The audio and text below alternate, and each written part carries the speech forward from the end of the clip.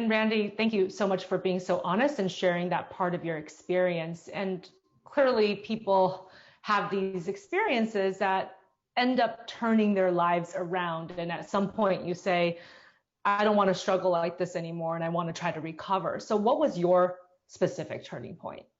I had this one moment where I literally just fell to my knees and I felt so shackled and handcuffed by addiction.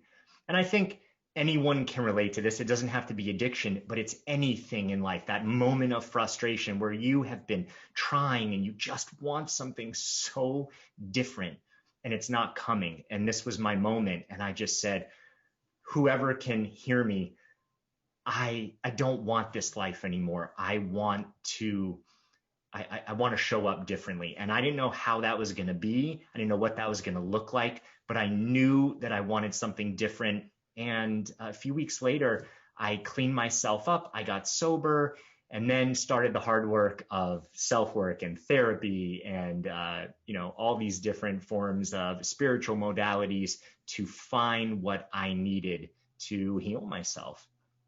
Well, you really did forge a new path. You identified your problems and you got treatment. And then ultimately now you're helping other people, and a lot of it based on what you went through. So how did you become a life coach?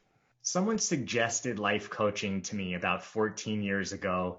Back then it was not a popular term, but it just checked so many boxes of what I wanted that I thought, great, these are great skills to have anyway. So I enrolled in an extensive program, and it was said to coach as many people as possible. So I was a good student. I did just that. I coached as many people as possible. And through this, I had these moments where these glimpses of, yes, I feel alive. I feel purposeful. This is what I want.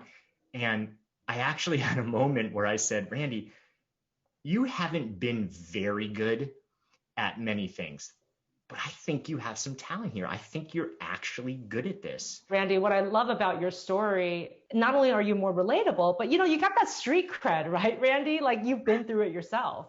Yeah, one of the things I say about finding your path and happiness is find your own voice, no matter what has been done before you or the family that you come from or the resources that you have. Find your own voice, find your own path, and find what makes you tick.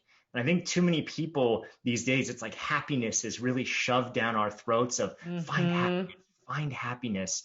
And happiness is fleeting.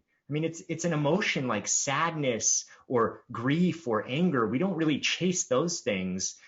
Chasing something that is transient can be really hard. Finding fulfillment and what fills you up, sure, things are going to be hard, it's going to be challenging, but if there's that level of fulfillment, then you can weather those storms and you can sustain yourself much more. Randy, you and I are so on the same page about that. I teach values-based living all the time.